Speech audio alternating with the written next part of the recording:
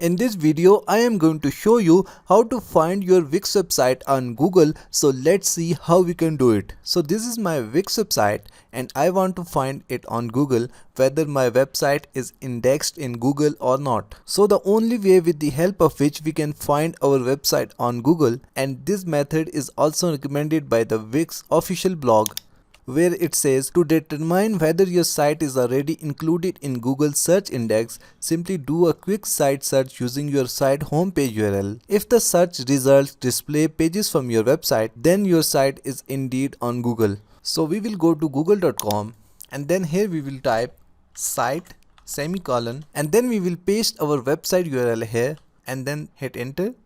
And as you can see that our site is not found because I have turned off indexing for this site. So here is the option, let search engines index your website, and next to it you can see that it is turned off. So that's it for today. Thanks for watching. Please like and subscribe.